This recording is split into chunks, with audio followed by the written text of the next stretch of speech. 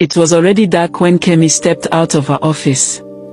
The streetlights flickered like tired eyes, and Lagos buzzed with its usual chaos, shouting bus conductors, honking cars, and people rushing home. Her legs ached, her phone battery was dead, and her stomach growled.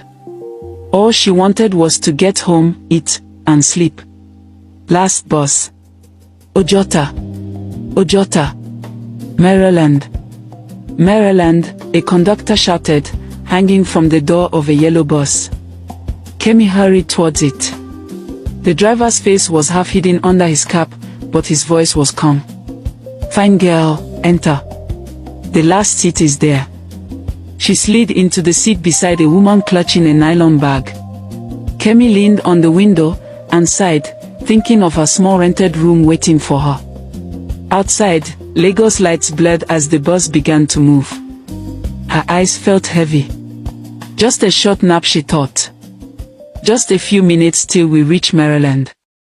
But when she opened her eyes again, there were no lights, no buildings, only darkness, trees, and strange voices whispering in the night. Her heart froze. "Driver, where are we?" she stammered. But the driver only laughed a cold, hollow laugh that echoed through the forest.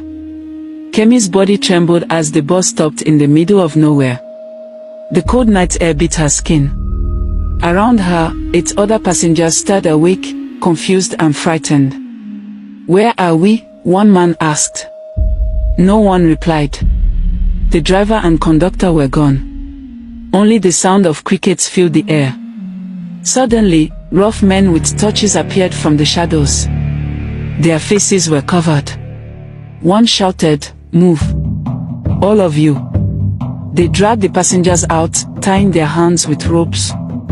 Kemi's knees shook as she stumbled through the forest.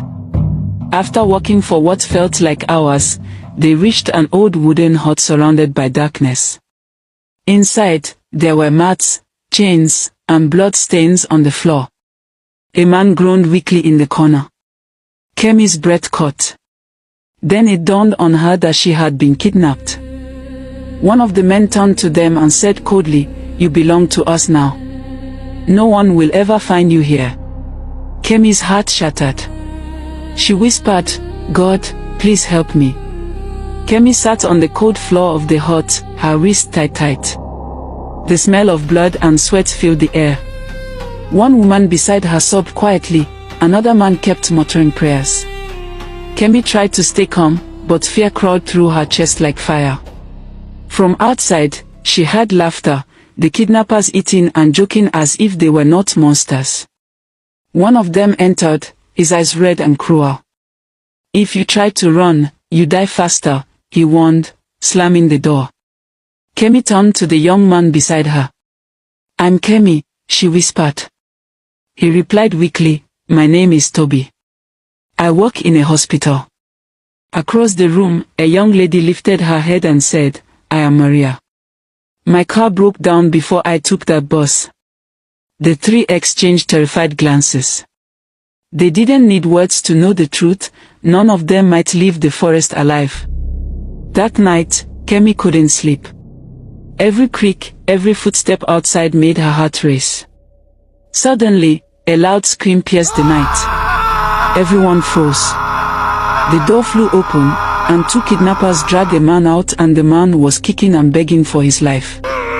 Kemi and the others pressed their faces to the cracks in the wall. They saw firelight flicker outside, heard chanting, then a sickening silence. Minutes later, the kidnappers returned, blood splattered on their shirts. One dropped something wet on the floor. It was the man's shirt, soaked in red. Maria began to cry uncontrollably. Toby clenched his fist. "We need to escape," he whispered. Kemi's throat tightened. Escape. In a forest they didn't even know. But deep down, she knew it was their only chance. Because every midnight, one person vanished, and never came back. And tomorrow night, it could be her turn. By morning, the kidnappers brought them watery pap and dry bread. No one ate. The forest was silent except for the distant cries of unseen animals. Kemi's stomach churned, not from hunger but fear. One of the men shouted, "Stand up. No talking." He walked around like a guard dog, his machete glinting in the sun. Kemi noticed 7 of them left, 3 men and 4 women. One had swollen eyes from crying all night. Toby whispered, "They take 1 person every night. We must run before it's our turn." Kemi nodded slowly, her heart pounding.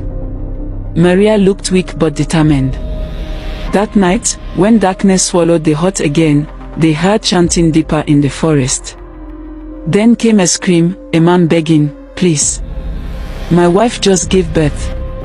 I'll give you money." The begging turned into silence. Kemi pressed her face into her knees and cried quietly. The next morning, the kidnappers dragged back what was left of the man who had begged for his life. His shirt was torn, his chest open. Kemi turned her face away and vomited. The others wailed, but the kidnappers only laughed. One of them shouted, "If anyone talks too much, you go next." Silence filled the hut again. Even breathing felt dangerous. Toby whispered, trembling, "That man said his wife just had a baby. He offered them millions, and they still killed him." His voice broke. "They are not human, Kemi." Maria hugged her knees, whispering prayers under her breath. Kemi stared at the door, her eyes red and swollen. Every minute felt like her last. She thought of her mother who would have been trying her line relentlessly, wondering why her phone was off. Tears streamed down her face. "Mama," she whispered, "please pray for me wherever you are." That night, the forest echoed with cries and prayers. Each captive called on their God, others chanted in strange tongues. Hope was fading fast. Kemi knelt on the cold ground, whispering, "Lord Jesus, please don't let me die here." Her voice trembled, but she kept praying. Maria joined her, tears streaming. Outside, thunder rumbled far away. The kidnappers sat by the fire, drinking and laughing, their machetes glinting in the flames. Kemi's body shook, but her spirit burned with one thought: she must live. When the kidnappers dozed off, Toby leaned close and whispered, "Tomorrow night, we would have to escape." Kemi nodded weakly. Maria's eyes widened with fear, but she agreed. They held hands and prayed one last time. It was the first flicker of hope they had felt in days. By the next evening, Kemi, Toby, and Maria had made up their minds. They would run or die trying.